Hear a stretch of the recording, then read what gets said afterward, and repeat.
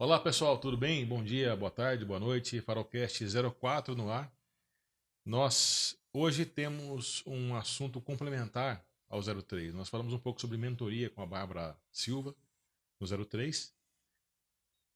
E hoje eu trago para essa conversa um mentor que eu tive na minha vida como um engenheiro. Nós vamos falar sobre aspectos de gestão de riscos ligados a uma das principais ameaças que nós temos em plantas industriais. Fica aí, não vai embora não, a gente já volta. Solta a vinheta.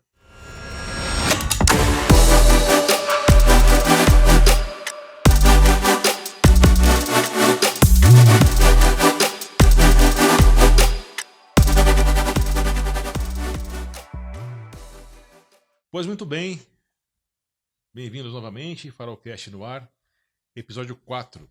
Como prometido, eu trago para cá, para essa conversa hoje, um amigo, mas muito antes disso, um mentor que eu tive como um jovem engenheiro, que um dia fui. E a gente vai tratar nessa conversa de uma série de histórias e da visão desse nosso colega Marco Basso. Muito bem-vindo. Obrigado pela presença. Muito obrigado, Miguel. Por Obrigado, favor, é uma honra câmeras em estar você, aqui. se Obrigado. apresente. Meu nome é Marco Basso, eu tenho a bagatela de 40 anos de formado, eu me formei em 83, nós estamos em 2023, então, conta redonda, 40 anos de formado e trabalhando em formação em eletricista, me formei na Unilins, interior de São Paulo, fiz alguns cursos aqui na Federal de Uberlândia, e trabalhamos aí no mercado em várias empresas.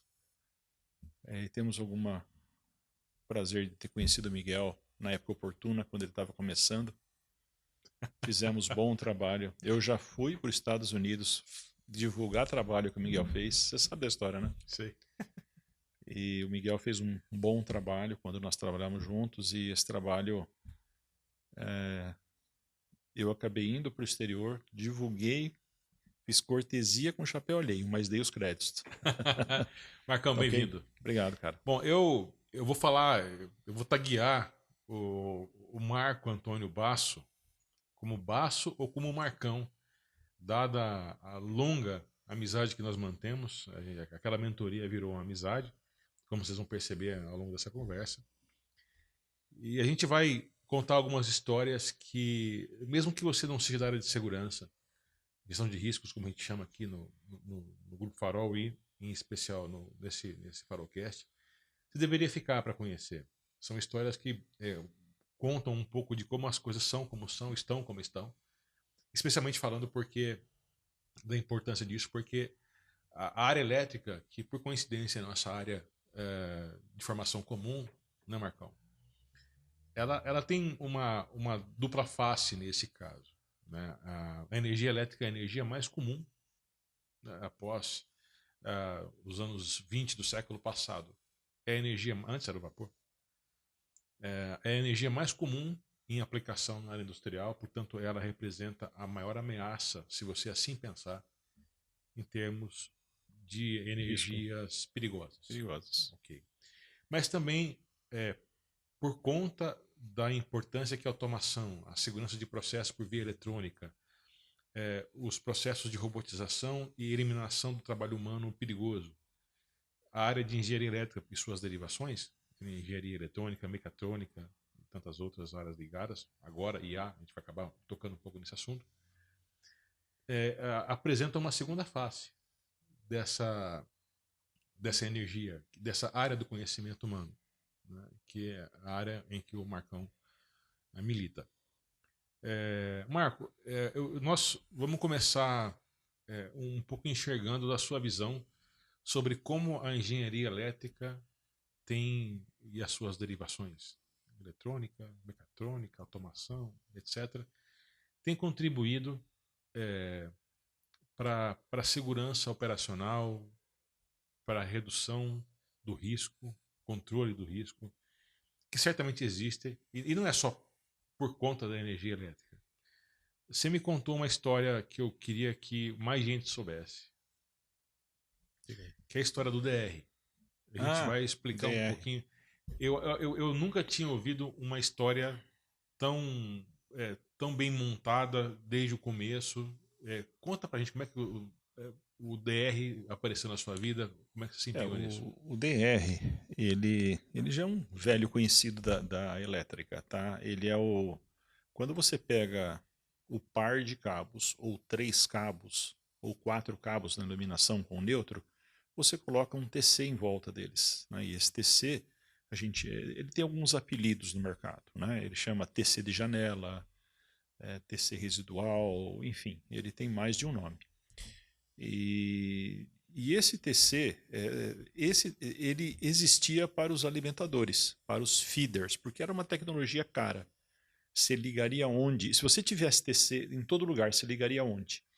Então não adianta, na tecnologia que nós tínhamos no passado, não adianta você colocar um TC no contator, ele não é rápido. Você tem que ser num disjuntor, tem que ser a proteção, ela tem que ser. Deixa eu só fazer uma ligeira, porque nós temos um público que não é apenas público da área de elétrica, nós precisamos fazer uma contemporização aqui, então. Deixa eu fazer um meio de campo aqui. O DR, ele é um equipamento de proteção contra choques elétricos, né? Ou contra energia residual que tenha saído do circuito.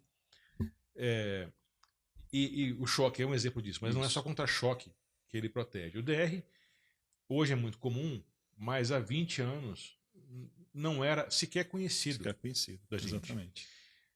Só para a gente deixar aqui, vai subir um rótulo, como a gente é habitual a gente fazer aqui no Farolcast.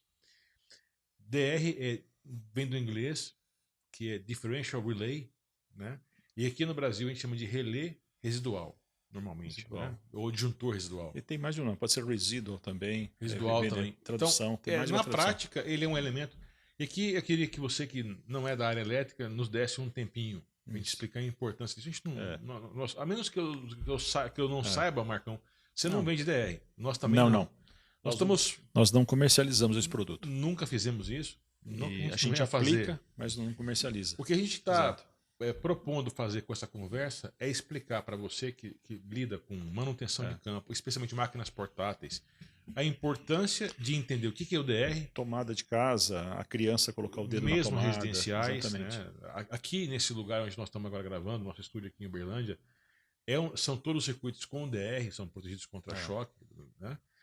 E para você entender como é que, mesmo não sendo da área elétrica, você é da área de gestão de riscos, da área de manutenção, da área de operações, como é que você pode elevar o padrão de segurança da sua operação, da manutenção, de instalações elétricas temporárias, né? Como você tem, por exemplo, uma Makita, né? Vou falar aqui o nome pela marca, mas enfim, e entender a importância disso. Só nos dê um tempinho para fazer a explicação necessária. Quando você tem um circuito elétrico, são trifásico, bifásico, você vai até a carga e tem que voltar. Se a energia elétrica vai até a carga e ela desvia para o solo, como é um choque, por exemplo, ela não volta, nessa hora o sistema reconhece e desliga, evitando que a pessoa seja afetada. Então ela desvia com uma rapidez muito grande para evitar. Isso no passado a gente só colocava nos feeders, porque não era tão comum. Então quando tinha lá uma água, um motor em falha, a gente parava toda aquela região.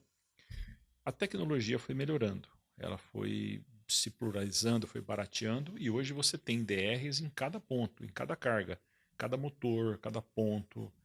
E o DR, você protege o ser humano se a corrente que ele for afetado for menor que 30 mA.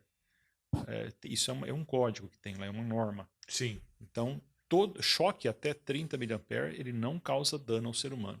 Então, não que ele não seja sentido, o cara sente, mas ele não é fatal. Exatamente. Ele não consegue fazer uma parada cardíaca, uma fibrilação. Exatamente.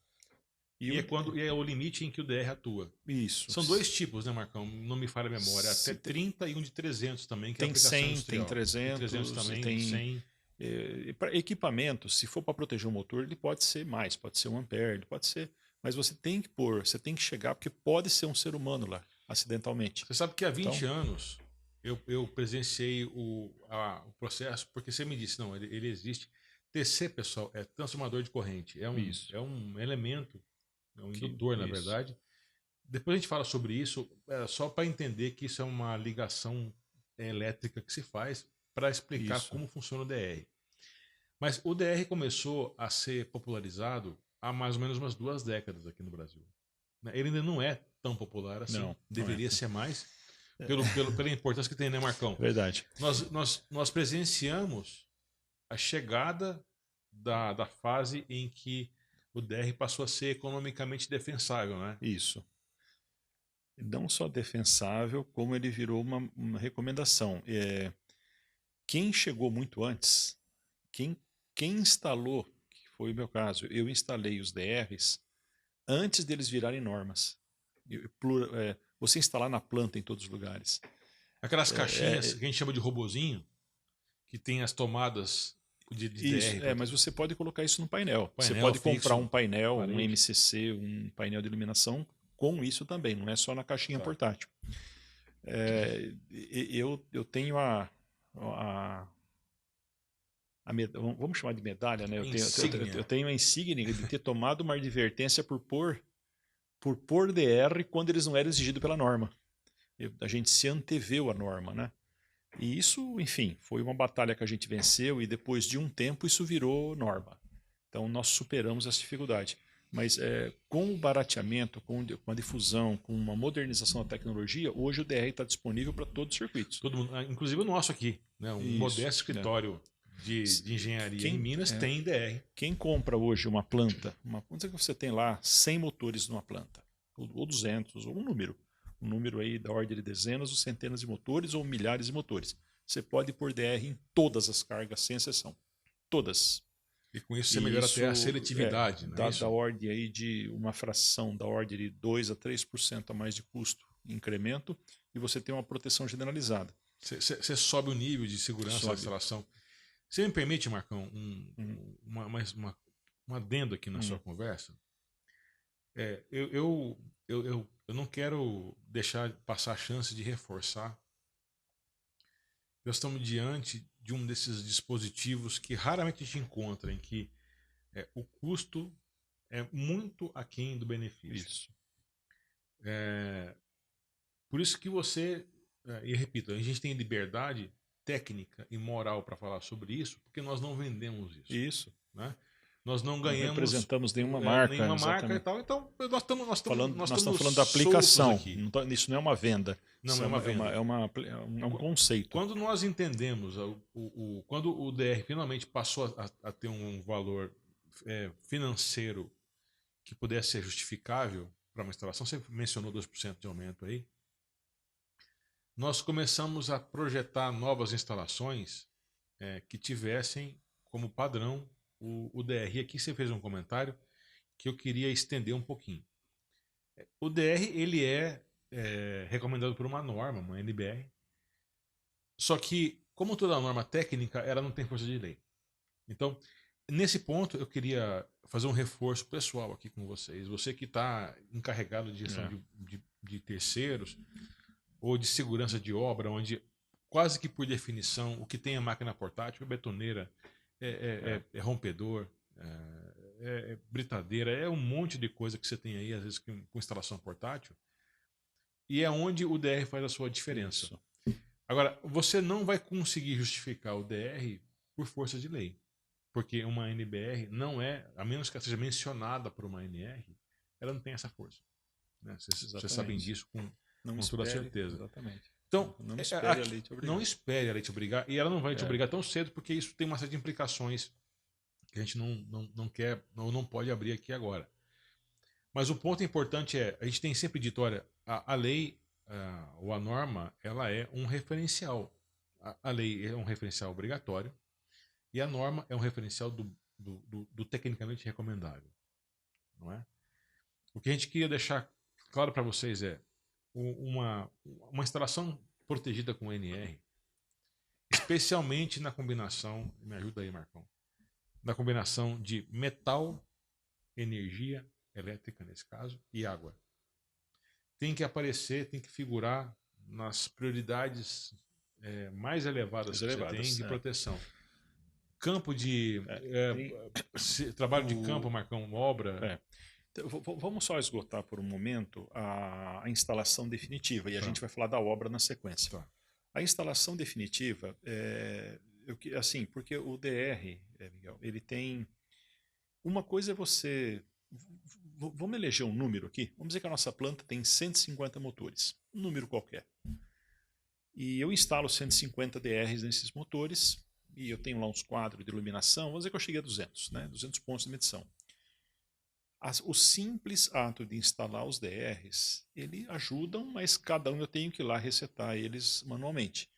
Hoje em dia, a gente tem recursos, esses recursos são viabilíssimos, eles são palatáveis, eles são aceitáveis, são relativamente baixo custo. Você instala os DRs e monitora.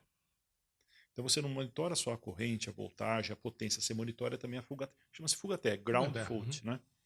Então, ou seja, você não só instala o DR, como você monitora. E você tem a oportunidade de identificar aonde está tendo aquele ponto e tomar uma ação pontual. Você não bloqueia mais os feeders, como nós fazíamos no passado. Então, hoje em dia, a grande novidade, a grande boa notícia é que você tem os relés, tem a proteção de fuga-terra individual e a monitoração individual. Com isso, você fecha. De maneira Você geral, tem esse é um um relatório. processo pelo qual passou todo tipo de sensoriamento que a gente conhece, né, Sim. Marcão? Sim. A vibração, Isso. temperatura, a amperagem, né? Amperagem, voltagem, e tal. potência, cosseno φ. Então você tem a medição e a monitoração. A monitoração, o relatório, é tão importante quanto a medição. Sem dúvida. Porque você tem uma falta terra, ela tem que ser investigada. Pode ser um fio decapado, pode ser água no motor, pode ser uma perda de isolação, pode ser um roedor que pulou no barramento, alguma coisa assim, uma aranha, uma sujeira, enfim, uma coisa solta. Então, isso fecha o conjunto da proteção. Uma vez que ocorreu a fuga-terra, você diagnostica e tem um plano de ação. Beleza. Ótimo. Fechou a planta. Agora, a fuga-terra, a planta rodando, você tem o teu pessoal fixo, treinado, capacitado.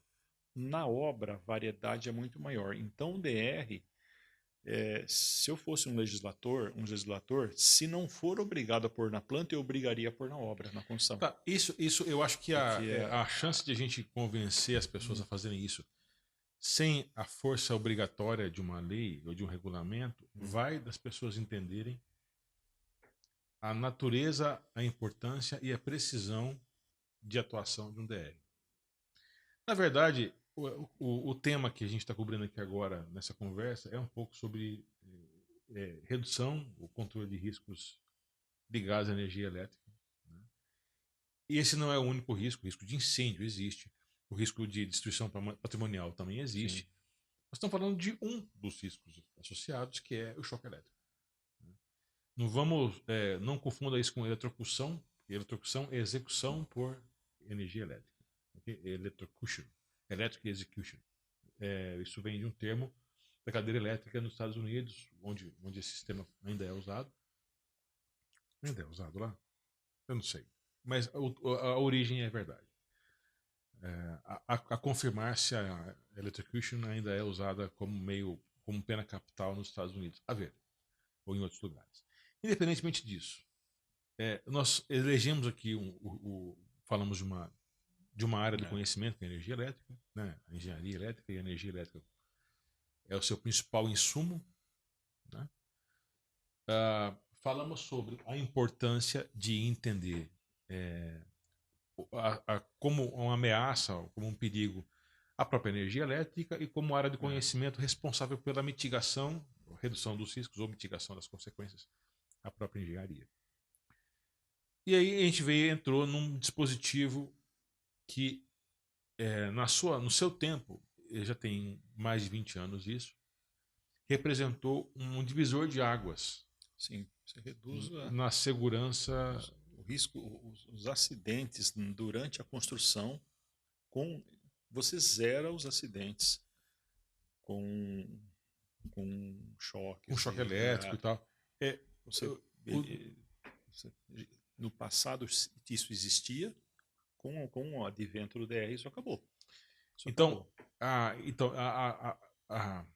a técnica ela corre na frente da lei, Isso. não é? Você, Porque a lei ela responde a outros ela é estímulos. reativa.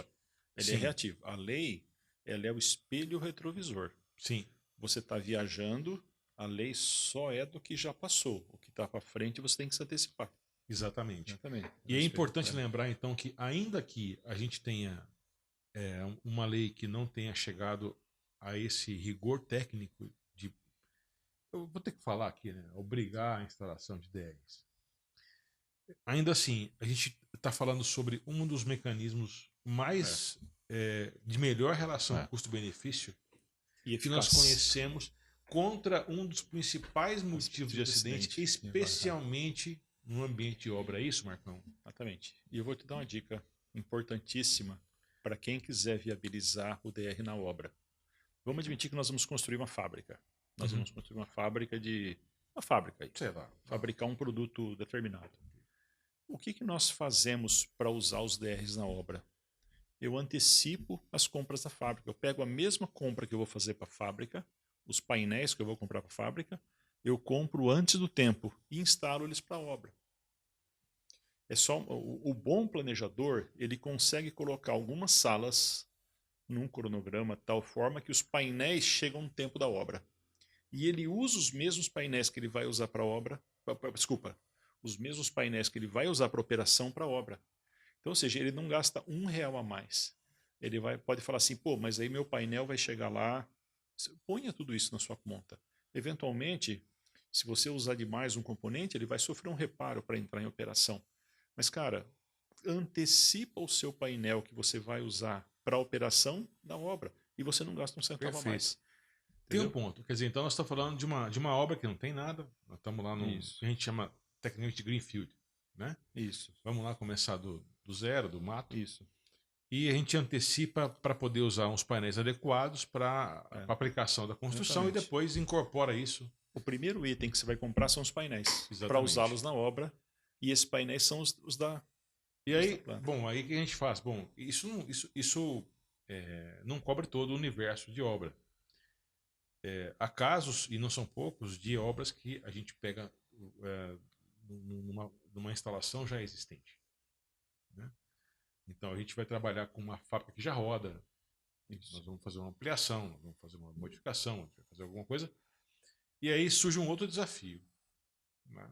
A fábrica é não adequada e você tem um contingente de equipamentos elétricos móveis, furadeira, extensão, pendente, máquina de solda, e companhia limitada, que chega dentro do seu... Isso traz um risco adicional para dentro da sua operação. Ambiente operacional que não estava mapeado inicialmente. Para esse caso, o que você recomenda que a gente faça? Por incrível que pareça, é simples, Miguel. Vamos formatar isso aí? Vamos dizer que eu tenho uma planta aqui rodando e ela consome, sei lá, 2 MVA. 2 MVA, que é um consumo de energia elétrica. Um número qualquer, X, mas vamos pegar esse número 2 MVA. E eu vou expandir. Então ela vai para 2,5 ou 3. Eu vou fazer uma expansão. Então, é muito simples. Constrói a alimentação dessa de 2. Essa nova, você faz a tua expansão alimentar a velha. E tira, ou seja, não deixa a velha alimentar a nova. Faz a nova alimentar a velha. E se eu fizer... Entendeu? E quando eu tenho, por exemplo, uma manutenção de entre-safra? A gente tem um ambiente que é extremamente desafiador para a gestão de riscos, que é manutenções grandes paradas. Isso. Não sei como é que você vai chamar aí, grandes paradas, manutenção de entre-safra. Cada lugar tem um nome e cada parada tem uma duração e um objetivo, né? Como é que a gente pode gerenciar um contingente de centenas de terceiros com não sei quantas dezenas de equipamentos elétricos portáteis? Como é que a gente gerencia, Marcão, esse risco adicional? Tem mais de um jeito saudável de fazer isso. Como é que vai? Tá? Eu vou dizer de um deles, a gente precisaria depois de... mas enfim, tem 3 ou 4 ou 5 soluções para isso. Eu vou dizer uma delas. Existem algumas linhas de equipamentos de mercado que são muito confiáveis. São equipamentos que não precisam de termografia, não precisa de parada. São equipamentos que rodam vários anos. Porque todo equipamento um dia ele para, seja a cada ano, ou cada 2 anos, ou cada 5 anos. Em alguma hora ele vai parar por uma substituição de um componente, uma coisa do gênero. Tá? Mas essa parada ela pode ser a sua melhor conveniência. Não quando ele precisa, pode ser quando você quer. Sim. Então, em algum local da planta, você precisa comprar o que eu carinhosamente chamo de CCMs essenciais, aqueles que não param. Aqueles CCMs confinados, com barras isoladas, com tecnologias. São equipamentos certificados, de preferência produtos multinacionais, produtos que são vendidos em mais de um país. Esses equipamentos eles não param. Então você conta para as paradas, ele vai estar lá.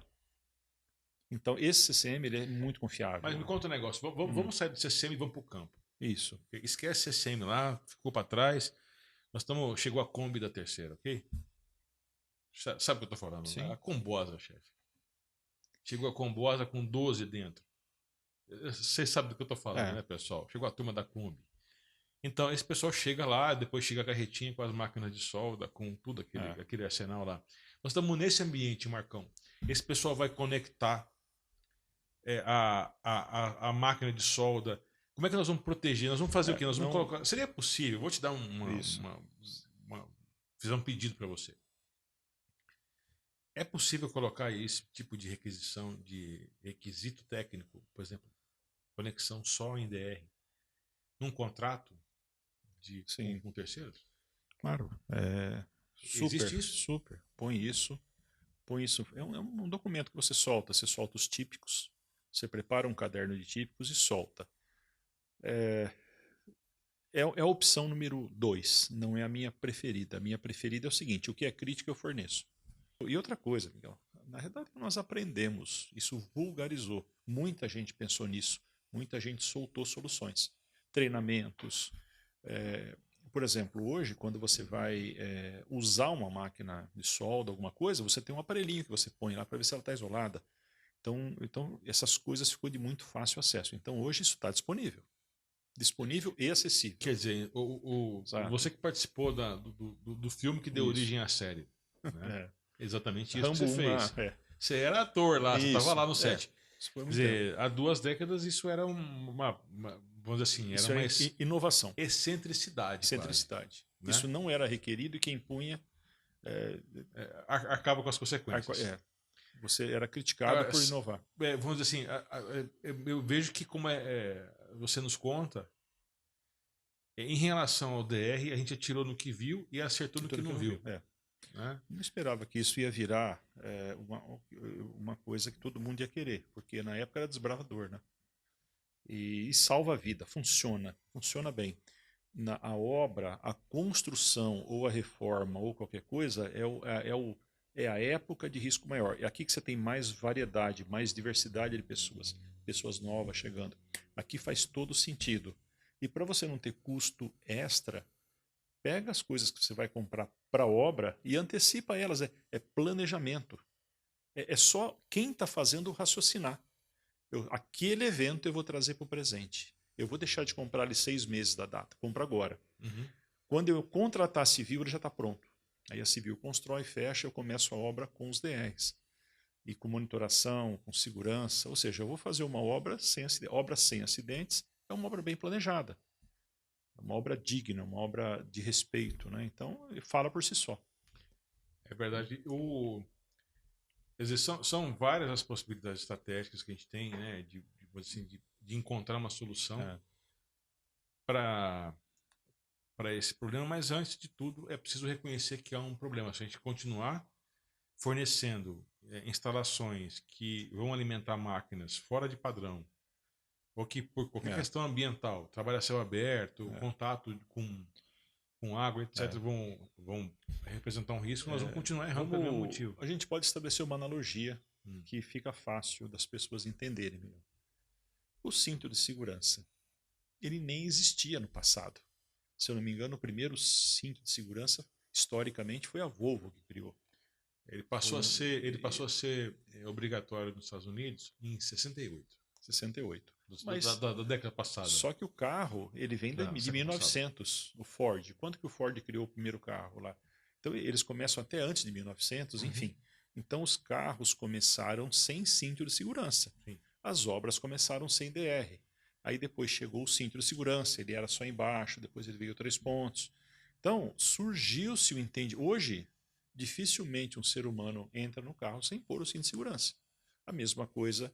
Então você pode aí, de uma maneira bem grosseira, falar que o DR e o cinto de segurança são dispositivos indispensáveis para uma obra. Se nós estamos antes desse ano, 60 e alguma coisa, não é isso? Estados Unidos, sim. Em 68. É. Cara, se você está em 66, comece a pôr o cinto de segurança. Então, ele salva vidas. A questão do caso do cinto e de todos os casos que eu conheço de implementações de segurança são decisões e são modos, né, de solução de problemas que reagem a várias questões de contexto social, né, da tolerabilidade do risco. Isso. Então, é possível dizer também que até que se tornasse viável financeiramente, tecnicamente, tal, o dispositivo, também havia forças sociais pró e contra aquele negócio, né? Então, como o risco é um fator que muda no espaço e no tempo, a tolerância é só você lembrar que você não toleraria coisas que você, quando criança, fez. Exatamente. Para os seus filhos. Exatamente. Mudou. Não, você não Mudou. aceita mais. Isso quer dizer que o risco foi revisto de uma geração para outra. Aprendizado. Aprendeu-se. Aprendeu. Aprendeu-se. Aprendeu. E a tolerância mudou. E não para aí. Não para na instalação, na monitoração. Por exemplo, vamos agora supor que nós colocamos DR da forma mais adequada. E nós e o DR somos melhores amigos. Tá? Estamos de mãozinha dada. Quando você entra agora para o universo de uma planta instrumentada, uma planta protegida, operando normalmente, operando e monitorada, você tem os relatórios da segurança. Vamos imaginar que as nossas 150 cargas lá estão rodando e você chega de manhã e você vê um relatório de quais atuaram, quais não atuaram. Então vamos admitir que aquele determinado motor deu lá. Vamos dizer que deu fuga à terra, a pessoa rearmou, ele está rodando, mas deu fuga à terra. Você vai estabelecer um plano. Eu vou procurar, eu estou com uma isolação no cabo, uma isolação no motor, ou uma isolação no componente. Você se antecipa, você evita que alguém leve um choque. Então, você tem não apenas a instalação da proteção, como a monitoração, e a monitoração traz o benefício. Tá? Então, assim, todo o pessoal do IHS, né, especialmente o S, né, o pessoal do S, eles podem também agregar valor na produção. Eles podem olhar esse trabalho, esse relatório. Isso pode ir para eles no sistema. Então você começa, por que não houve um relatório? Você começa a fazer toda uma rastreabilidade de segurança. Né? Então, hoje em dia, em 2023, você não tem só a tecnologia, você tem a tecnologia e o recurso da monitoração. Sim. Essas ferramentas, elas levam a continuidade. Toda vez que você tem uma fuga à terra, você tem um indício de parada. Ou a fuga à terra é pequena, ela não chegou a desarmar, você pega antes, ou ela desarmou. Então, fuga à terra, eu preciso investigar. Eu evito parada. Então, a pessoa que investiga uma fuga à terra, ela está evitando paradas. Então, isso dá lucro. Esse DR, se instalado, ele se paga em 8 meses. 6 meses. Tem uma máxima, entendeu? No campo da administração, que diz que a melhor maneira de ganhar é parar de perder. Parar de perder. Isso é verdade, exatamente. Especialmente na área que gerencia perdas. Exatamente. Né? Que é o título desse livro aí que está perto de você. Quanto que você estima que a parada de um motor... vamos na nossa planta imaginária aqui, 150 motor. Aí o nosso motor principal parou. Parou por uma fuga à terra. É o que para a fábrica inteira. Podemos supor aí 4 a 6 horas de parada. Okay. Esse é o meu payback. Nessa parada eu posso pagar tudo que eu fiz DR. Sem contar aquilo que a gente contribuiu para a proteção humana, da vida humana. A primeira parada, dificilmente você consegue acertar. Você detecta e protege. Parou. Aí você vai tomar uma ação. Só que você sabe, você investiga. Você evita a segunda, terceira, quarta. Claro. Porque nas plantas clássicas, você para, até que dá uma falta grave, uma explosão, e você e a explosão te identifica onde parou. Você não tem relatório, você espera o sinistro para poder, né? Então assim, de todas as formas isso é positivo. Isso só ajuda. Concordo. Entendeu? Eu acho que a história que você contou, Marcão, você pulou uma fase que eu acho que por modéstia, talvez você não tenha contado, que é do seu empenho pessoal por fazer acontecer. Você fez parte do grupo seleto de Isso. pessoas. Eu não estava nesse grupo porque eu não estava não tava no front ainda nessa época. Eu estava. Há 20 anos, eu estava, claro. Estava sim. Tava. Só que estava na produção. Eu só estava na produção. Da produção. E eu não estava. Eu não estava na equipe que você liderava, que foi responsável por essa visão nova Isso. de segurança. Eu queria reforçar aqui para vocês que nós aqui no Farolcast também defendemos uma linha de atuação aqui desse podcast de levar como boas práticas que a gente conheça ou tenha visto serem executadas, podem servir de exemplo para a sua gestão de riscos aí. A gente entende que cada um de vocês que nos assistem aqui tem um modelo, tem uma restrição, tem uma estratégia e, em absoluto, o DR é a panaceia, é o remédio para todos os males. Não, não é.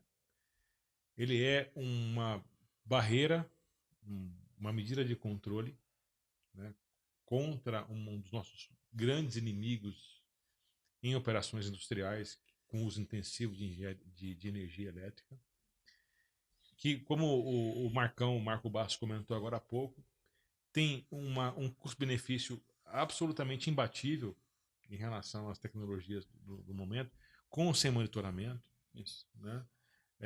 Numa planta em operação, numa planta que vai ser construída com muito recurso, com pouco recurso, com terceiros, sem terceiros. Então a nossa ideia é que você entenda a nossa visão, né, de como o DR, o rede diferencial, pode ser implementado para a segurança da sua instalação. Eu só agradecer você ter feito essa referência positiva, Miguel, mas o dever, eu tenho por obrigação dividir esses créditos com o pessoal da segurança da época, que sem eles eu não teria feito sozinho. Então, não sei se a gente poderia citar aqui pelo menos o primeiro nome de cada um, mas enfim, eles foram fundamentais, porque eles enxergaram. A gente teve dificuldade em alguns níveis de gestão muito alta, mas estávamos juntos. Então a segurança apoiou muito. Né? O pessoal lá da época, Eduardo, Edson, enfim, me fugiu o nome aqui, mas enfim, eu tenho que dividir esses créditos, tá? Não foi um voo solo e não foi uma partida de xadrez. Tá. Foi uma Regiano, exato. Então, inclusive o Edson faz aniversário hoje.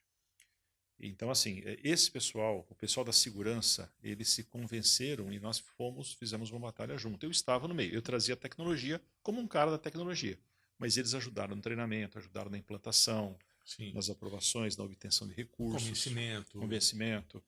E foi um trabalho de equipe. Então, é desonesto da minha parte querer ficar com esse mérito. Tá, mas a gente entende que houve outras forças que atuaram. Isso. Eles merecem aí boa parte ou a maior parte dos créditos. Tá claro.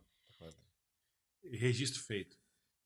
Então, a nossa ideia aqui é complementar a ideia do DR tecnicamente falando, com opções técnicas e até mesmo justificativas que você possa apresentar.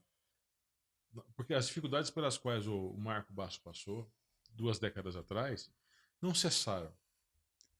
Investimentos em segurança continuam merecendo justificativa, competem com outros investimentos da planta, entram no orçamento da obra ou do projeto novo, da mesma maneira que entra qualquer outro tipo de linha de investimento.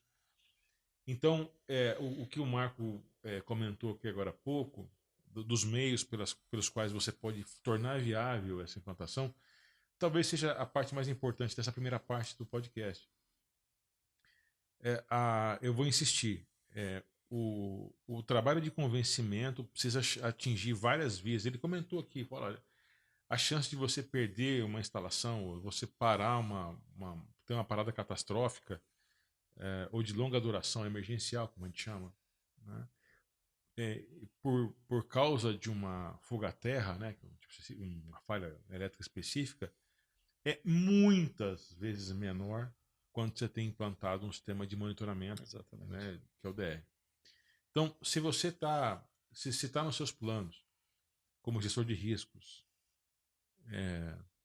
como responsável pela área de segurança, e aqui eu vou usar o nome convencional, né? Você sabe muito bem a essa altura, a gente se refere aqui à gestão de riscos. E precisa defender a ideia do DR como um mecanismo de alto valor para gestão de riscos e de relativo baixo custo. A defesa dessa ideia passa pelo aquilo que o Marco Bastos comentou agora há pouco, com as dificuldades que ele enfrentou, provavelmente algumas delas você vai enfrentar. Mas alguns dos pontos também do que ele nos contou você vai aproveitar. Por exemplo, a importância de trabalhar de maneira síncrona. Desculpa usar o termo que a gente usa na geração de energia. Mas de maneira síncrona, associar, se você é da área de segurança, associar-se à área de elétrica e na área de manutenção, se você é da manutenção, associar-se à segurança, e esse conjunto de forças tornar possível, porque isso que você falou agora, quem olha o ambiente de segurança pré e pós instalação do DR, vê duas instalações muito diferentes, com outros níveis de risco. Né? E aqui o Marcão passou a ficha de como é que a gente tem que defender essa ideia e antecipou quais tipos de resistência pode encontrar, né, Marcão? Você falou insígnia mais cedo. Depois eu pensei num termo melhor. Você traz as cicatrizes. Cicatrizes. Né? Foi. Naquela época era mais difícil. De ter enfrentado uma mudança que hoje a gente chama de disruptiva. Né? Hoje, com o vocabulário de hoje, a terminologia de hoje, 20 anos atrás, né, a gente diria que estou com uma mudança disruptiva para fazer. Toda pessoa que sai muito na frente, ela sofre algum tipo de preconceito, algum tipo de dificuldade extra. Né? Isso na história é assim. Né? Você tem as primeiras pessoas que votaram, igualdade de direitos. Os primeiros, Santos Dumont, cara, ele passou por muita dificuldade. Sim, os pioneiros.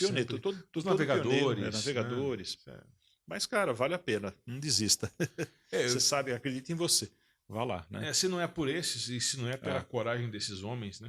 Se não tem esse, não estaria aqui hoje. Não, o Stade de Beringer não teria sido atravessado, né? De Bering. Não teria sido atravessado. Beringer é a marca da minha mesa de som ali. Não teria sido atravessado se não houvesse a coragem e o pioneirismo dos nossos antepassados. Sempre que a gente falando um pouquinho sobre isso, Marcão, a gente sempre, nos nossos eventos, os seminários de gerenciamento de risco, nós mencionamos que não apenas essa vontade de se arriscar é inata, como também a habilidade para gerenciar riscos. Essa é herdada. Nós estamos aqui, não é por acaso, é porque a maravilha que é o cérebro humano, né, nos dotou de capacidade de intelecto para reconhecer ameaças e, com a inventividade humana, superar as ameaças. Então, eu acho que é importante o que você falou agora, mas dizer, olha, o DR com toda a modéstia, com todo ponto, é um desses pequenos passos que construíram a nossa presença, né, nosso sucesso como homens de indústria. Marcão, fala aí. Tem um outro processo do qual você fez parte, e eu sei que você fez parte, que foi participar do grupo de precursores que instalou a ideia de bloqueio. Sim. De loto. Aqui Isso. O pessoal vai subir aí. Loto é uma sigla mais ou menos dominada no mercado. Log out e tag out. É uma sigla das palavras em inglês. Exatamente. Trave identifica. Lockout, tag out. Bota a trave e bota o nome. Bota a trave e diz o que você está fazendo, de quem foi, o que é. Sinaliza. Sinaliza. Né? E aí tem e nesse caso, você está implícito o teste zero. Depois a gente fala sobre isso, que é o TO lá, o último TO, que algumas empresas colocam, né? Lototó.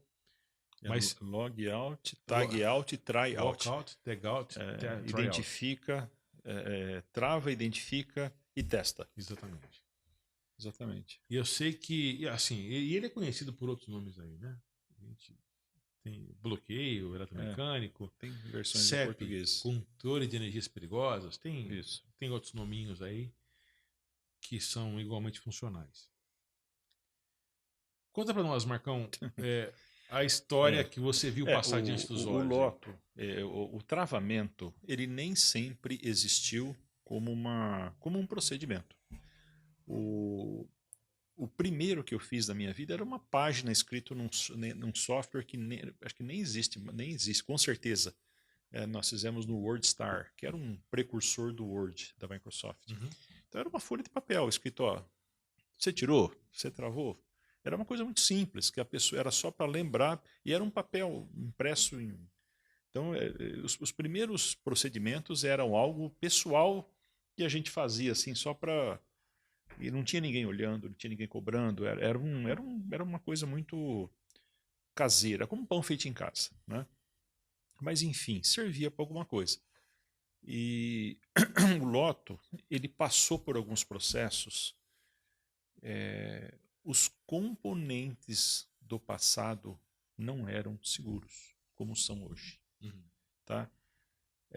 Por mais que você fizesse, você estava com risco ainda mesmo. Eu vou dar um exemplo.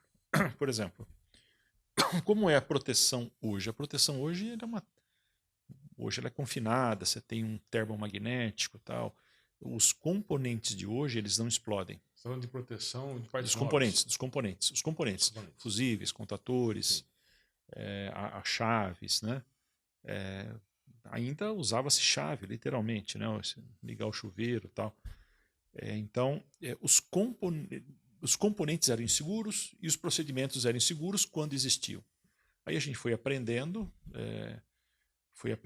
foi melhorando, os componentes foram melhorando, você tinha o que a gente fez para conseguir resolver essa equação? Foi melhorar os procedimentos, melhorar, divulgar os procedimentos, você treinar, enfim, ouvir, né? Você interagir. Procedimento, interagir, ouvir, realimentar. Procedimento, primeira coisa. Segundo lugar, componentes. Só que componentes, a gente tem duas vertentes. Você tem a melhora dos componentes, os componentes foram melhores desenvolvidos, contadores, disjuntores, essas coisas todas, e eliminar coisas inseguras. Tem coisa que é insegura que nem a pau ela vai ser segura. Você tem que tirar ela do seu projeto. Não tem salvação. Entenda, fusíveis. Monopolares, né? Fusíveis em geral. Mesmo os trifásicos ou os monofásicos, tira o fusível da sua instalação. Se não der para tirar, você tem que confinar isso em painéis adequados.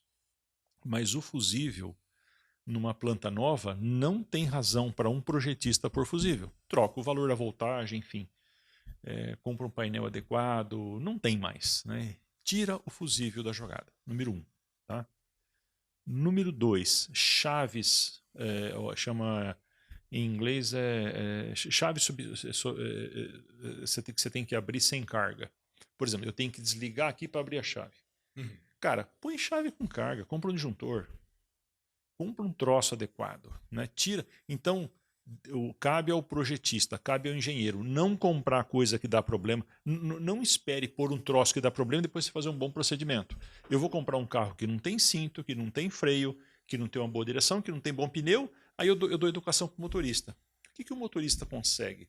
É pouco. Você deixa nas costas do elemento humano toda a carga de falhas anteriores. Exatamente. Mas voltando ao Loto. Isso. Né? Você participou do primeiro vagão. Do primeiros vagões. E aí, nós outro dia discutimos brevemente sobre tagueamento. Né? Que o bom Loto, ele começa... Isso aqui é um negócio importante. A gente dê ao tagueamento o valor que ele tem. Né? Então, se ele tem esse valor, por que ele tem esse valor? Por que o tag é importante, Marcão? O tag, vamos supor, o seu tag Miguel Ângelo, o meu tag Marco. O seu tag é a sua identificação. Então, os equipamentos da planta, eles são identificados, eles têm um nome. Você tem aqui o Miguel Ângelo tanque, você tem o Miguel Ângelo trocador, você tem o Marco transportador, você tem os tags. Então, o tag é o nome, identifica o equipamento. Então, você pode fazer um tagueamento confuso, como você pode fazer um tagueamento organizado. O tag, ele gera o procedimento de travamento. Se o tagueamento é confuso... Você está me dizendo, então, que o processo Isso. que inicia de loto, melhor dizendo, de loto, se inicia pelo tag. Pelo tag. Pelo tag. Você tem que dar um nome para as coisas. Por isso que dá fio da Até meada. o cachorro, quem tem cachorro em casa? Como é que chama o cachorro? Eu até digo sempre que ele O nome do cachorro, para do que ele gato. seja único, é um CPF, que pode ter mais um Marco. Isso, né? exatamente. Pode ter mais um Miguel, e aí a gente usa uma analogia com o CPF, mas dá na mesma. Isso, dá na mesma. exatamente. Isso tem que reforçar a importância de que o tag é o fio da meada. Exatamente. O tag é de vital importância. Que leva ao sucesso de um loto. De um loto. Se existem acidentes que são decorrentes da confusão de tag. Os tags... Eu posso dar um exemplo do que é um tag confuso. Uhum. Vamos chamar esse equipamento de CA Caneca 2023. Ok. Tá? E essa caneca 2023, ela tem alguns equipamentos associados a ela. Ela tem nível, ela tem temperatura, ela tem pressão, ela tem uma bomba. Então, o que é o ideal? O ideal é que tudo que tiver na CA 2023, na caneca 2023, seja alguma coisa 2023. Então, vamos dizer assim, a temperatura. Então, ele vai ser o TT do CA 2023. Então, sempre que eu falar CA 2023, eu estou me referindo a esse equipamento. Correto. Aí eu tenho aqui o copo, o CO 2021, por exemplo, 2022, por exemplo. Tá? Então, esse é o CO 2022 e o CA 2023. Eu não posso chamar aqui a temperatura de 2022. 2022 tem que estar lá. Está ligado a um outro ativo. Está ligado ao outro ativo. Sim. E você vê isso nas plantas. As pessoas fazem uma salada. Se você pegar uma salada de frutas, que ingredientes tem na salada de fruta? Fruta exceto tomate e ló. Tá bom, você tem lá uma salada, um salpicão. Uhum. Quantos componentes tem no salpicão? Tem? Tá lá. Tomate. Tá bom, tomate, cenoura, sei lá o quê. Enfim, você tem um. Então, evita fazer a salada. Então, tags confusos facilitam os acidentes. Tá? Então lembra do nosso carro. Eu vou pegar um carro todo estrambelhado e aí eu treino o motorista. Cara, o motorista tem pouca ação. Então organiza os tags para você ter um loto. Se você tem, se esse CA 2023 aqui, a minha caneca, tudo que está nela aqui é 2023, eu sei onde está o 2023, se ele é mnemônico. Tá, isso é um negócio interessante, Marco. Cada equipamento, Miguel, é com um edifício. O edifício é onde você mora, aí você tem uns apartamentos. Sim. Entendeu? Sem dúvida nenhuma. Todos eles estão na rua Irajá, número 200. Né? Exatamente. Apartamento 101 da rua Irajá, número 200. Isso, aí tem uma 405 da rua Irajá. Isso, exatamente. É uma boa analogia. E o que acontece muito, Marcão, na vida real, e eu acho que foi fundamental você ter mencionado essa importância, é que existe uma demasiada sofisticação de tags, às vezes, que não respeita a ordem de associação com o ativo principal. Então, não há lógica. Isso começa muito antes, né? Lá no projeto. Isso. Né? Uma empresa de projeto faz uma parte do projeto, outra faz a outra faz a outra. O que você tem no fim, isso sim, uma sala de fruta. Né? Exatamente. Mas o ponto que eu queria trazer com você é que as pessoas, às vezes, por uma questão histórica, eu diria, eu vou me atrever a dizer que talvez seja porque a gente tem ainda uma tradição industrial incipiente. Aliás, o que me preocupa especialmente é que nós temos um processo de desindustrialização em pleno andamento. Desde o fim dos anos 80, o Brasil perde indústria, o PIB da manufatura brasileira cai dos 29% de participação no PIB nacional no fim dos 80, da década do século passado. Tem que falar que nós somos do século passado, né, Marcão? Para atuais 11%. Né? Isso mostra que nós temos uma indústria nacional incipiente e em decomposição.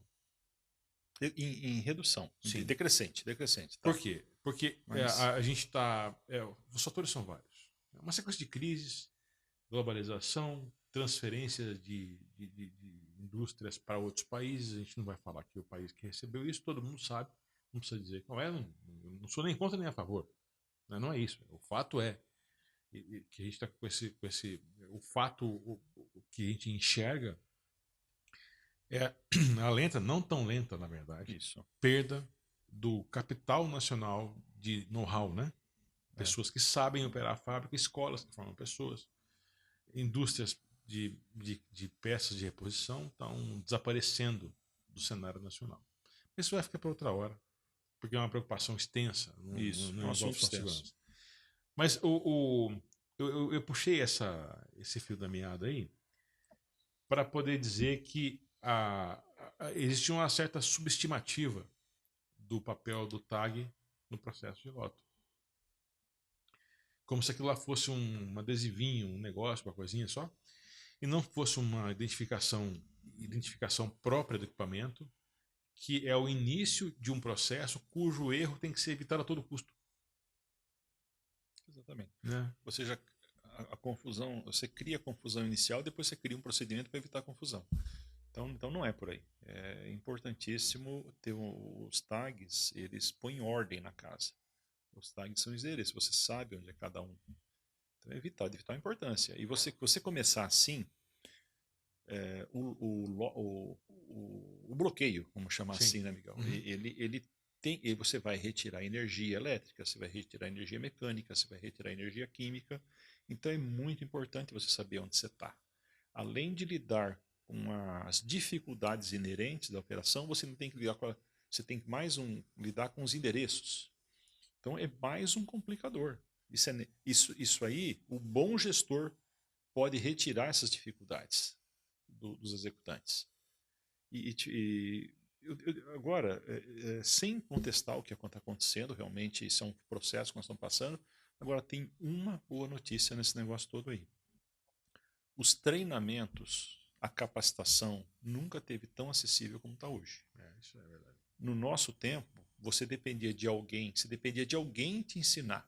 Você tinha um papel para ler, você tinha esse documento, essa informação era escassa. Hoje isso está eletrônico. Hoje quem quiser aprender isso vai conseguir de uma forma nas plataformas, né? Então essa é a grande vantagem. Se por acaso a gente perdeu de um lado, a gente tem outros recursos. Então, onde você está hoje, no seu escritório, no seu tempo lá, você consegue obter esse treinamento, né? Então, essa é a boa notícia. E tem, Miguel, uma segunda boa notícia nisso aí também. Hoje em dia, já existe para compra, testado e aprovado, o loto digital, o travamento digital. Uhum. Né, que também nós não comercializamos, no nosso caso aqui. Mas se você hoje quiser usar uma etiqueta, um papel, você pode usar como nós fazíamos no passado. Eu fiz isso. Eu sou da geração, você também é dessa, né? Uhum. Então você vai lá, você tem o seu procedimento escrito, você treina, aí você pega uma etiqueta, identifica, vai lá, aciona. Hoje isso pode ser feito pelo celular. Com vantagens. Porque, aliás, Miguel, essa é uma das coisas que se você pegar essa inovação do loto digital, eu acho que é uma das maiores coisas.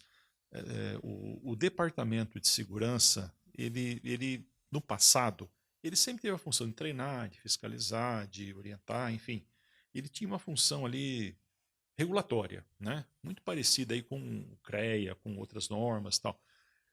O loto digital, ele dá tanta informação ali que alguém, e eu prefiro que seja o departamento de segurança, porque esses caras são muito bons, esses caras podem reduzir, porque o que é um travamento? Quando você, gestor da fábrica, pede para alguém travar o motor, o que acontece?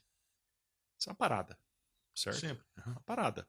Então, você pede, alguém vai lá, já parou. Aí alguém vai, pega as permissões, as assinaturas, aí vai lá, trava, aí faz o serviço, aí depois retira, verifica. Então, existe métrica para isso, existe estatística para isso. Esse número médio entre você decidir que vai parar o motor e parar o motor, na maneira clássica, o número médio é da ordem de 45 minutos de parada. Isso pode ser 1h40, isso pode ser 2 horas, isso pode ser 15 minutos. Médio é 45 minutos. E depois você executa, vamos dizer que a tarefa durou lá 2 horas, então você teve 45 minutos para chegar e depois 45 minutos para voltar. Então você tem o tempo de parada T, mais 1h30 aqui de burocracia quando tudo vai bem. Então o lote digital, você ganha isso. Porque você vai até a carga, a permissão vem eletronicamente, você aprova, mostra uma foto, a pessoa vê, você tem todos os benefícios da interconectividade. Todo mundo tem um celular na mão hoje. Se a corporação, a organização, a empresa, a firma, né, chamemos como for melhor, não contextualizar corretamente a tomada de decisão, essa pessoa vai ser convidada de maneira muito silenciosa a realizar o que a gente chama de violação. E ele vai te explicar, vou te dar um exemplo. Há cidades em que alguém parado num sinal vermelho às 3 horas da manhã, por exemplo, está sob maior risco do que ao meio-dia. Ao meio-dia. Isso. E mais, está sob maior risco do que atravessar o sinal. Isso. Eu estou fazendo essa comparação para dizer o seguinte: os meios de realização de loto têm que ser seguros, têm que ser defensáveis, têm que ser práticos, porque a chance de você incentivar uma violação começa a incomodar o sistema de gestão. E você, mais uma vez, vai colocar alguém entre a cruz e a caldeirinha. Você vai ficar, bom, e aí? É melhor eu fazer o bloqueio e trabalhar isso? Eu vou dar um exemplo para você agora, eu vou trazer para dentro de uma área que você conhece muito bem, que é um CCM. Certo? Há acessos a painéis que, se forem feitos, representam mais risco do que trabalhar sem o bloqueio. Então, existe toda uma dinâmica que nós, gestores, precisamos colocar na discussão. Porque a gente vai forçar uma condição que ou nós não conhecemos ou nós subestimamos. Podemos falar da aviação? Porque a gente pode fazer uma analogia dos procedimentos, seguir procedimentos com a aviação. Se nós formos consultar os acidentes aéreos que ocorreu no ano passado um acidente aéreo com uma cantora famosa. Né? Ocorreu aí, já saiu até o resultado. E essa investigação está disponível na internet, já saiu a investigação. Enfim, e pela investigação observa-se que foi um problema de procedimento. Entre outros, às vezes, você pegar esses acidentes fora do Brasil, acidentes do Brasil. Então, você vê que toda vez que alguém não segue um procedimento, você tem o acidente, muitas vezes fatal. Tá? Todas essas investigações de acidente que incorrem em acidente, você vê que o desvio, em alguns casos, ele era um hábito. O hábito de desviar era frequente. Existia o procedimento, a aviação existe normas. Se você seguir as normas, o acidente ele pode ocorrer por um defeito da máquina, claro. Mas a maioria, mais de 50% dos acidentes, vem decorrentes de desvio de procedimento. A mesma coisa são os procedimentos de segurança, entre eles o bloqueio. Dificilmente um desvio ele ocorre a primeira vez. Normalmente Onde você tem o hábito de desviar, isso ocorre com mais frequência, né? Então, é importantíssimo que o exemplo, que a obediência aos princípios dos procedimentos venha de cima. Se a alta gestão promove o rigor do procedimento, exemplifica, ela apoia o cara que, ó, tenho que parar? Tem que parar. Para. Eu não vou, eu não vou forçar a barra para não parar. Eu não vou. Tem que parar, tem que parar. Nós vamos resolver isso depois. Então, sempre que a alta gestão se compromete com os procedimentos, isso dá certo. Tá? Dificilmente alguém bypassa, ou dificilmente alguém aqui embaixo. Isso pode acontecer sim, mas isso não vai ter apoio de ninguém. Ele não vai ser reconhecido, ele não vai ser isso não vai ter o desvio quando ele não é apoiado, quando ele não é estimulado, ele se torna um ato de passivo de punição, além de um risco de acidente. Claro. Então, Marcão, é como você disse, né? A gente tem que interpretar vários fatos. Eu teria assim, alguns pontos para a gente poder falar, mas isso já entra em modelos de gerenciamento de riscos que envolvem infraestrutura, envolvem cultura organizacional. Eu entendo o seu ponto, entendo.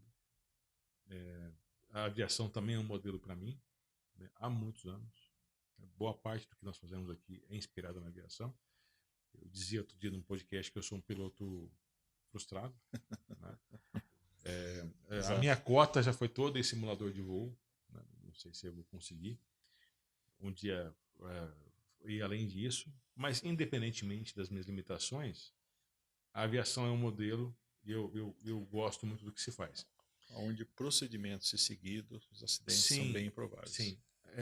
O ponto acho que nos leva de volta para o loto é que a mera decretação da obrigatoriedade do loto não resolve o problema.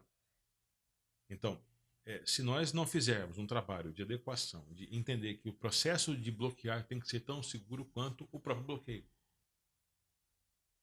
Então, se não houver um esforço, a gente está falando disso aqui em investimento. Okay? Investimento para realizar bloqueio. Eu não estou falando de nada tão complexo nem tão caro. Mas em alguns casos o bloqueio seguro é impossível. Você já percebeu isso? Uma coisa que você falou, e isso é um fato. Então, é um fato inconteste. Existem equipamentos antigos que, cara, você ir lá bloquear é um risco tal qual. Eu não vou dizer que não vai bloquear, não é isso, tem que bloquear. Mas é um risco gigantesco.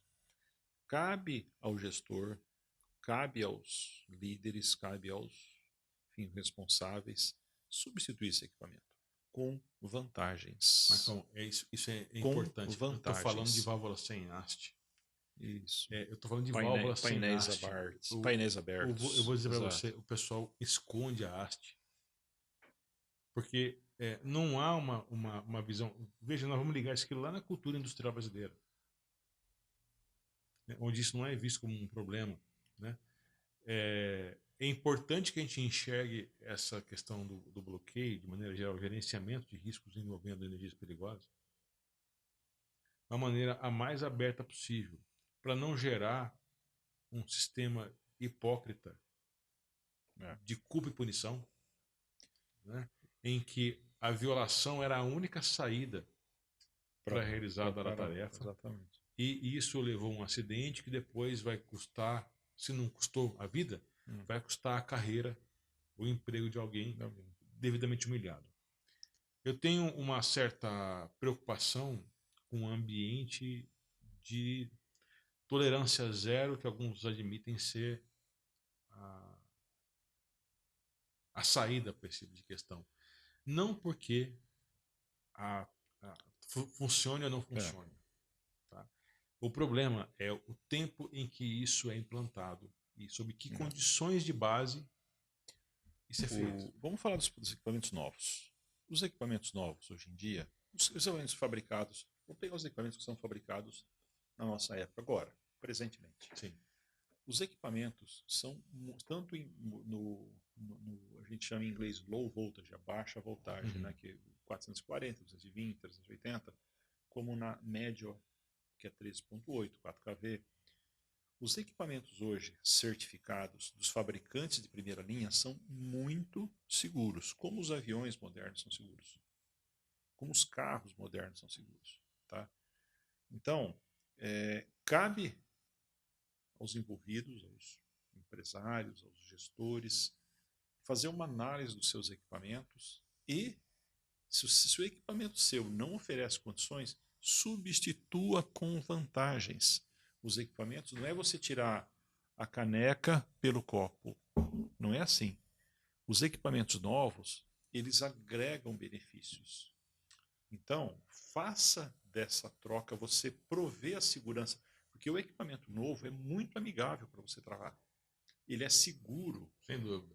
Ele é amigável, Houve é fácil, você não precisa ser eletricista. Houve uma melhoria imensa no padrão construtivo, exatamente, porque eles chegaram prontos para o bloqueio. Né? Diferentemente ensaiados do que nós tínhamos no passado. Que nós fizemos dispositivos. Nós construímos dispositivos. Nós pusemos orelha em painel para passar cadeado. Nós criamos isolador de não sei o que, para colocar não sei aonde.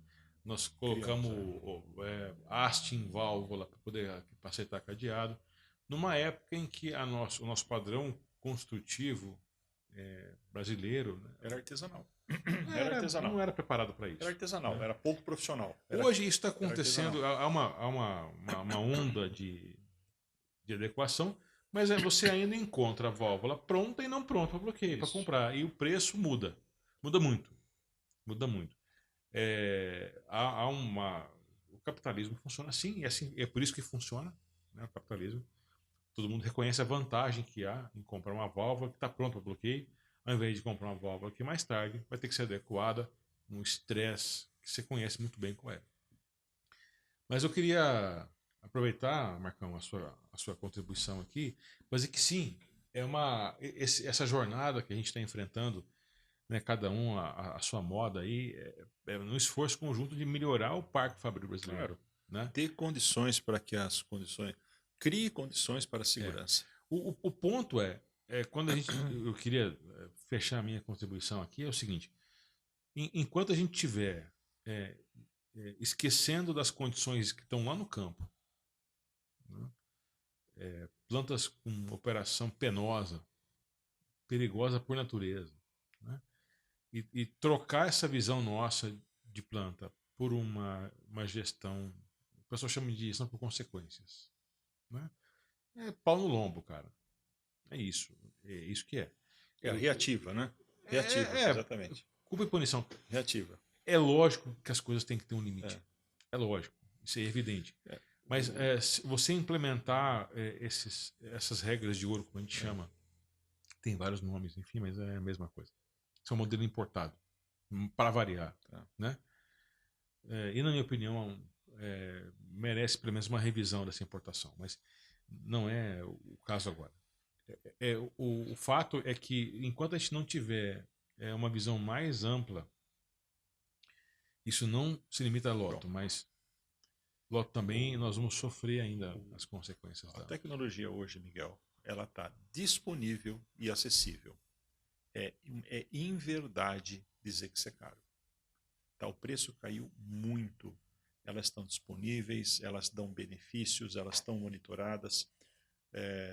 Se você pegar uma tecnologia, vamos supor, eu acho que, cara, a gente sempre fala, podemos dar outros exemplos. Há 25 anos atrás, vamos dizer que o meu painel é velho. Qual que era o seu carro? Um exemplo, Miguel. Você faz as mesmas coisas que você faz com o seu carro hoje, com um carro que você fazia há 30 anos atrás? Não, o conceito de manutenção mudou radicalmente. Mudou radicalmente. O meu carro fazia 5 km por litro de álcool, hoje ele faz 11 km por litro de álcool. Então, assim, eu tenho como fazer essa mudança e ganhar dinheiro, ou me reduzir as perdas. Então, em verdade que isso é proibitivo. Não é. Isso é acessível e acessível e disponível hoje em dia. Então, se você não tem condições adequadas de dar o procedimento, troca o equipamento, faça isso. E esse equipamento, você os equipamentos novos, isso não só no Brasil, mas no exterior também. Qualquer pessoa pode fazer. Você tem segurança, ele é ensaiado, você tem documentação, Sim. você tem treinamento. Então, cara, faça isso e ofereça o equipamento adequado e o procedimento adequado. É isso. Não se exima. Tá? Para com essa história. Isso não está bem informado quem fala que isso não se quer porque é muito caro. Tá? As justificativas são as mais diversas. As mais diversas. E elas são frutos de uma análise muito pobre. Nos casos, sim. Porque essa troca não é simplesmente eu vou tirar o copo pela caneca. Meu, é dar payback. Você tem um telefone discado aqui na empresa, com teclas? Não que a gente vai pegar. Mas se você comparar um telefone discado e um telefone celular, é a mesma coisa? Um celular... Depende do uso. Tá bom. Eu vou pôr na mesa um telefone discado e vou pôr um celular, um smartphone. É a mesma coisa? O celular é mais caro que o telefone discado? Por favor, sem responder, vamos pensar. O telefone discado, ele custa menos reais que o smartphone. É a mesma coisa? Pergunta. Não, vamos deixar as pessoas que estão ouvindo responder. A resposta é bastante diversa. Isso, você está falando de total cost of ownership, então, é isso que você está falando? O equipamento novo, ele tem essa natureza de comparação. Então ele é muito diferente. Ele tem funções que a pessoa pode explorar e trazer para o seu processo. Então eu ofereço a segurança que eu preciso e tenho benefícios que eu vou desfrutar. Certo. Entendeu? Então assim, é só uma questão de disciplina, de conhecimento, de formação, de critério, de uma boa engenharia. Perfeito o seu posicionamento aí. Também é uma soma de fatores, né? Esses que você trouxe aí são do tipo fundamental para entender o problema. Nós vamos encerrando aqui com a sua participação, agradecendo sua presença, Marcão, de novo. Obrigado. Marcão, para quem precisa falar com você, Marco Basso, onde é que te acham? LinkedIn? Entre em contato com o Farol. Não, eu vou deixar, melhor ainda. Eu vou deixar aqui no nosso vídeo o e-mail, o seu e-mail e o seu telefone. Não é telefone não, mas o e-mail e o seu arroba no LinkedIn. Isso. Para quem quiser falar sobre eficiência energética, sobre automação, sobre soluções inovadoras. Instalações, adequações, exatamente. Que é transformar a realidade do uso da energia elétrica, da sua instalação. Engenheiro Marco Antônio Basso. E em meu nome e do Grupo Farol, que realiza aqui o nosso Farolcast, a você que nos acompanhou até o fim, muito obrigado. Nos aguarde em breve um novo episódio. Até mais, pessoal. Tchau. Saudações.